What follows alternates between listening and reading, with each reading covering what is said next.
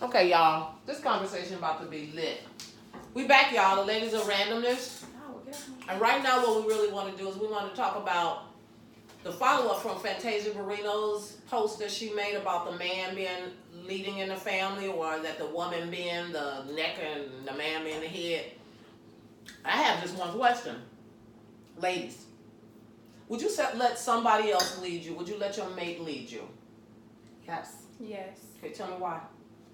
For me personally, because I've never been married before, and the reason I've never been married before is because I've never met my equal.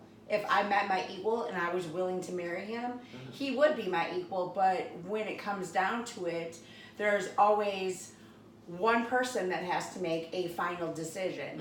And for me, if I would get to the point of marrying a man, I already know that he is my equal, and everything that he does is going to be for the benefit of not only him, but for me and our family. Okay. So yes, I would trust him to make a final decision based upon that. Now, would I be a submissive drag behind? Oh, never. Did you say a submissive drag behind? I don't think I ever heard that one. Yes, a submissive drive behind.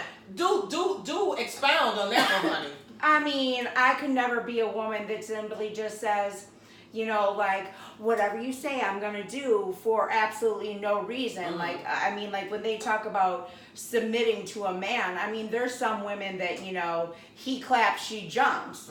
Now, I can't imagine ever jumping to somebody clapping to me. Like, I just, unless it's a soul clap. Right, and then I'm gonna take a bow. Right. But I could never Ain't that be. true? Okay. I could never be a woman that's submissive simply because that's what you want me to be. Now, when it comes to a true man, being a leader and being the head of a household, that's a difference, because it's not about power, it's not about control, it's about what's doing best for the people that you love. And on that case, yes, somebody could lead, but for your own benefit of you like control and you like to tell a woman what to do, not this woman, never. See, I was thinking about it. Every time we start having these discussions, my brain automatically starts thinking back into weird stuff like adult learning theory. And so, having been an instructor with adults for years and years and years in higher education and in corporate America, one of the things that you know is that people need to know why they're doing something before they have to do the what. So, to your point, if I have trust in you, but I might trust you, but I want to trust that what you're telling me is the reason that I'm doing something is the right reason. Is that what I hear you saying? Oh, yes, completely. That, like, everything that he does, whether it's I'm going to make this decision for the family, it's not out of because I'm a man, so I get to make that decision, right. because I said so. It's a well-considered decision with everybody. It's a decision that's made with the benefit of everybody. Consideration was put in. And it's not done in a way of control or because I said so. It's because I've considered everything, and this is what's going to be the best for everybody in this situation. Right. So it's a decision that's made based on pragmatics or business decisions, if you will, as opposed to intimidation and fear. That's what I would like. Because you come and make somebody do whatever you want out of intimidation and fear, but isn't it nicer when somebody does it because they understand it's for the betterment of everybody in the family? But now I also want to say on that, like, I believe that, like, when I say, like, I would allow my husband to have a final say, every discussion which led up to this final agreement, though, we shared together. Right. You know, that's not just something that you're going to do by yourself. This is something we talk about. When it comes to the final say, I will say I'll allow you to make that final call because we've had a discussion. We both know what's important. And for me to do that, I would trust that person enough that whatever decision they make, they made it for me, himself, whatever family we may have. Right. But technically, if that person is consulting you, I just want to hear this, flesh this out. we say some words sometimes that make us uncomfortable, like allow me to do certain things. I mean, you think about the connotation of the word allow, and it almost sounds like I have to be submissive and I have to get your permission, whereas the denotation of the word does not necessarily mean that. It doesn't mean that the behaviors that are going to come out of it are necessarily those that evolve from intimidation and fear. So how do you feel about when somebody says, I'm going to allow that person to make that decision, as opposed to we made the decision together. We looked at all the facts. Just like when you're doing a business, it's not necessarily your boss that makes the decision. They look at all the facts from all the other departments. They look at everything, and they try to balance the needs of the business as well as the needs of the employee. So how is that any different in a relationship? You know, you're looking at everything. You're trying to balance the needs of the family, right?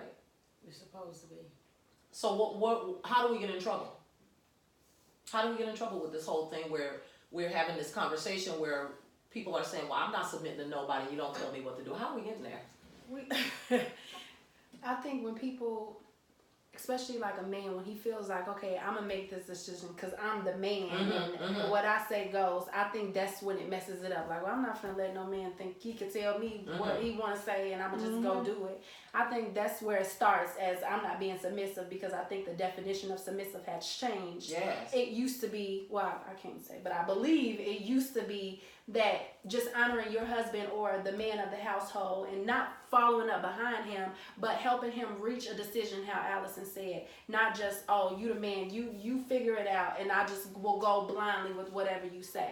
I think now that's what people think being submissive is, to be dumb and to be oppressed by the man in the relationship, and that's not what it means. I think it's just people have different interpretations of what submissive means. Yeah, maybe they need to go get the like men, get that lexicon, because it means to relent. It means to take a step back.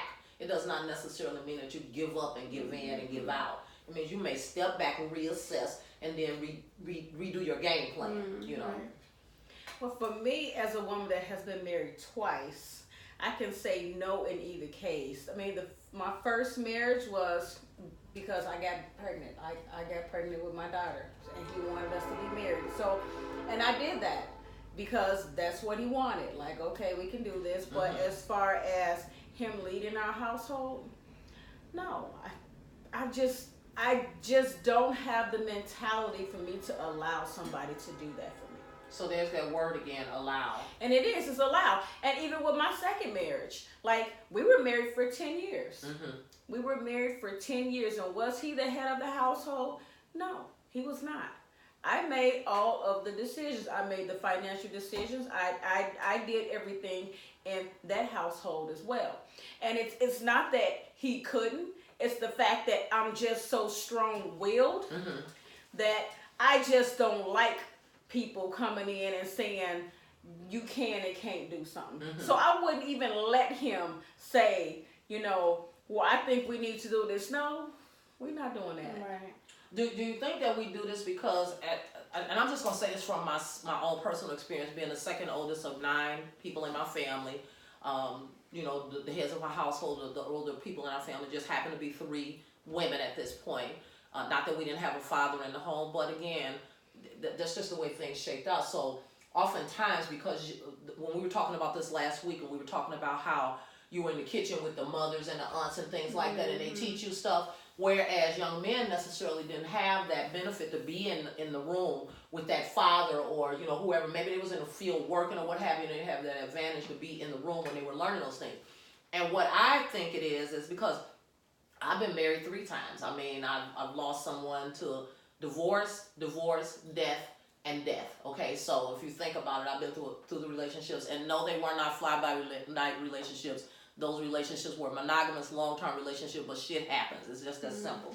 What I do, though, is in that relationship, because of the way that I was brought up, there's things that I know that maybe my mate didn't know. So what happens to me is I think that when you get in a relationship, it's just like when you're in a family of kids. Did you ever notice how, like when you get back together with your siblings, wherever you were in the family and the dynamic of the way that you acted when you were children, you fall back into that same pattern when you come together as siblings. You really do. So I think that the way that you grow up sometimes in a family, you find your place, you're that person, and you're in that space no matter what relationship you're in. And so what you're saying, Dartania, you've always been the person who was the person who went and did things. You weren't necessarily the person in the background that was receiving information because of where you fell in your family. You may have been the person that was the director, if you will, for lack of a better term, you know. And then someone who's younger may have always been a recipient of. So that's where they're gonna fall when they fall in a relationship. So how do you think that this might be impacting? Because I don't think that people really think about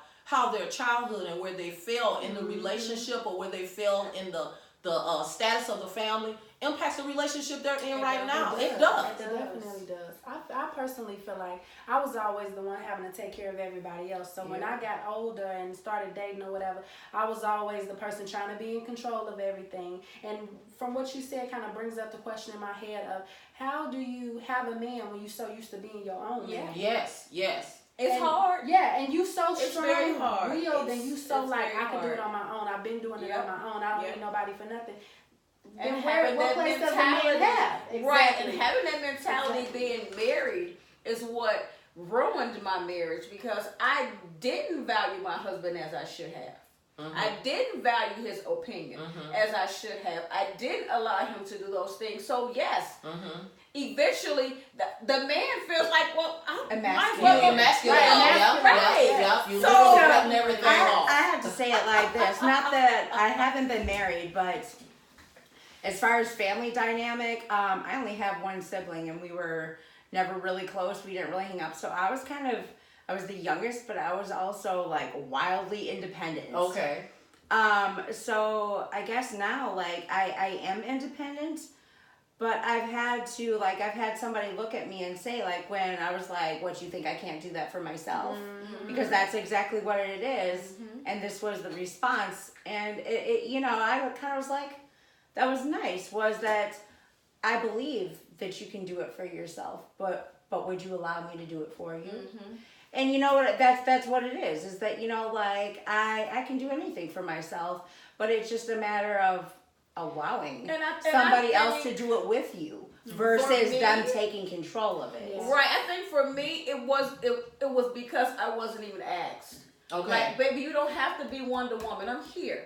Right. You don't have to take on all of this by yourself. That's why you have me. I didn't have that. Right. I didn't have and step that's, up and say, you ain't got to do this by yourself. You ain't by yourself in this. Like, we in this together. I didn't have that. He was good with me taking control and taking away. Because it makes their life easier for them to make a decision. And I think that's really important. So, men, if you're watching that, if you're talking to a woman that's been a single mother, done it on her own, I think sometimes as women, when you just assume and try to do things for us, I think sometimes we take it as you're trying to say that we're not capable. Right. And that's when it comes out that, oh, we're plenty capable. We've been doing it on our own. Right. So I think sometimes we forget that it's not that you don't think we're capable.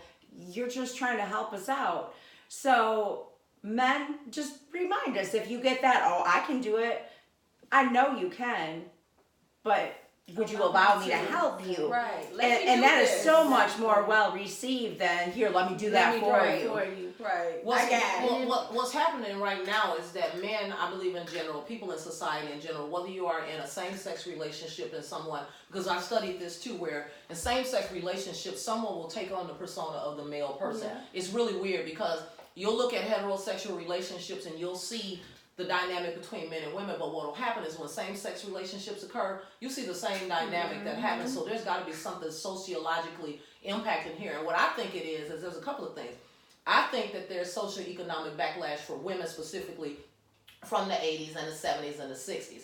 And what I mean by that is that there were a lot of women's movements coming so that we could be empowered to get equal pay, have child care, have control of our reproductive organs. But by the same token, you do have to come out and be swinging. That's how women came out. They came out swinging, because here was the phrase that I heard a lot when I was growing up. I'm 40 years old. I've never worked a day in my life. My husband took care of everything for me. I can't balance a checkbook, and he just left me for a younger woman. What am I gonna do, Charlie Brown? Right. It's that simple. So now what has happened is that women who were having children in the 80s raised their daughters and raised their sons so that they would not be victimized by that type of mentality when someone had issues of power and control. Now here's the thing is, for someone who grew up like that, being the second oldest, who knows how to do a lot of things, I also can discern the things that I don't want to do anymore. See, that's the power of being independent and knowing. So I'm at this place in my life where probably like you guys are, is that to me, to allow is an invitation to say to someone, I trust you enough to support me in the things that I need to have done that I may not want to do myself. Not that I'm not capable, but I need a little bit of help. And because I trust you, I'm inviting you into my space to be a part of that, whether it be my finances or mowing my lawn. It's that simple. So, what are we willing to allow people into our lives to do for us right now? We all independent women. Well, what are we willing? I tell you a couple of things I'm willing to allow somebody to do for me right now. Come on, Rick! What now? My shoulder is like bothering me over here. I feel like at this point, I am willing to allow somebody to come into my life and teach me, because I've always been in the position of the teacher, having to teach people and nurture people and do this and do that. I've never had somebody teach me. So I feel like I'm in a position where I would allow someone to come into my life and to teach me for my further growth. Okay. I think for me, I'm ready to allow somebody to say, baby, I got it. Like, sit down, you ain't got to be superwoman. I got it. Yeah. You, those are words that I would like to hear. Yeah. And until then, single I be. Okay, I heard that. Allie? What are you looking for? What do you want to hear? Man, for me, like, what we gonna do? I want a partner. I want an equal. You know what I mean? And that for me, that's where it is. So what we gonna do? How we gonna do this? Yeah. How we gonna go about this? That's what I'm ready for. Not how we gonna handle things. Like and it's interesting that you say we, because I brought this up one time when we were talking about performance reviews at work, and I know it may not seem like it has anything to do with it, but yes, it does. They always tell you to work together as a team, but what do they reward at the end of the year or when you get your performance review? Your own individual performance, people, and I'm trying to tell you that life is exactly like that. You're going to get judged by the things that you do. No one's going to say on your tombstone, they. It's going to be what you did. That's why I said on mine, it's going to say, she tried. That's all I got, y'all. I tried. I was working really hard at that. I think that the other piece, though, that I got out of this as we were talking is that oftentimes when we want to sit back at this point in our life and say, could you just do it for me? Could you just please do it all for me? Then you might be viewed as something, as a gold digger. Right. Right. We paid our damn dues, okay? We're not gold diggers. We have paid our dues and we tired, okay? I'm tired as hell. I want to mow another log, but I can do it. And we capable. But we're tired. And I do not want to mow another blade of grass if I don't have to. Listen. Or take out another piece of trash, or walk any groceries up the stairs. Okay. and I do not like changing tires. I do not like having to, get dirty. I'm supposed to be a bracelet. I'm supposed to be on your arm. I'm supposed to clean all the time. Can somebody just fill up my gas tank while I'm sleeping? Oh, that's where I'm the opposite. Maybe that's where I find the problem, because I'll happily fill my gas tank. I love cutting the grass. I'll take out the garbage, no problem. I need a man that wants to cook and clean my bathroom. So yes, you can clean the toilets. I'll cut the grass. I'll take out the garbage. Hell, I'll even fix the stuff that's broken in the house. See, I know how to do all of that too. But you know what I mean? Like that's why I need somebody to balance me, somebody that's my equal. It's not about specific assigned roles of the man's cutting the grass, the man's taking out the garbage, I'm cooking the food and doing the laundry. I need somebody that equals me out, that doesn't see it as, well, this is this your specific job. Gender role, this is your job. I just want somebody that says, baby, how are we gonna knock this out? And that's what you're talking about is gendered roles. Yes, that's one of the first questions I ask a guy when I meet. Like, what do you feel like a woman's place is? Because if you feel like a woman's supposed to sit in the kitchen and cook and clean and do all this other stuff while you out doing, what do you feel like a woman's place is? That's one of the, and if you don't answer that right, we ain't got nothing to talk about. I mean, honestly, for me, that question, unless your answer is in the throne right next to mine, we ain't got nothing to say to each other. Because that's the only place I'm going to have with this man. If you a king, my only place is right next to you in my throne too. See, I don't have a lot of issues with gender roles because I understand what society does. I think that what happens is when political systems become attached to them is where we have problems at, because my late husband, for a fact, he cooked, he cleaned, he did everything, and it was kind of like, I liked what you guys were saying about it's not necessarily a role, but it's like, who got to it first? Right. If you made it to clean the toilet before I did, hallelujah, maybe I get to the kitchen before you do. But if you got the football game on or whatever, hell, I like football too every now and then. Right. I know the difference between a touchdown and a a touchdown and a home run. I know the difference, okay, y'all? It's two different sports. It's two different sports. Don't try to you going in there in the kitchen and work because I'm watching sports. It's like, dude, I marched in marching band for seasons. So I can see when they get in the first down. I know when it's an onside kick or when something went wrong, flags on the play. So you don't tell me you're going to watch the game. Why don't you come on in here and get behind this stove? Let me kick it up a little bit too, Well, why don't we just plan to get pizza and watch it together? Like, why does it have to be a separation? Right. How about Monday you do the dishes and I cook, and Tuesday you cook and I do the dishes? Like, why we can't share in that? Like, we can share in that. I'm okay. I love a man that can cook. Yes, you can cook, you can get all kind of things. Yeah. You can do some pretty special things that you cook, right? You get all kind of tricks. This is why I love our Tuesday True Days, y'all. Not Tuesday, y'all. It's True Day. It's where you tell your truth, right? You tell the truth about whatever it is that's going on in your life. So today on Randomish, we just really wanted to talk about men leading. It doesn't matter what the gender is what it boils down to. It's like, how can we work together? And again, the operative word being we, so that we both can get out of here and do the things that we both like to do when we have free time. Okay, and I know free time is an oxymoron. It's just like extra money. Ain't nobody got none of that either. Right? Yes. And what are you allowing somebody to do in your life? What are you going to allow somebody to do in your life? Because again, allowing, we have to look at definitions of things and not take them so seriously. Allow does not necessarily mean that I have privilege or that I'm exerting some kind of power or that I'm putting up a barrier. It's just saying that it's an invitation in to help me. It's just as if you were going to allow someone to give you a massage or a back rub. I could use one of those right now. I'm telling y'all any and everything. Anyway. Join us next week on Randomish. We don't know what we're going to be talking about, but we will be here. Will you be? We want you to like our channel, subscribe, hit that button so you know when new content emerges, share, and make your comments. Until next week, we want to ask you our favorite question. Y'all know what that is, right? What's your frequency?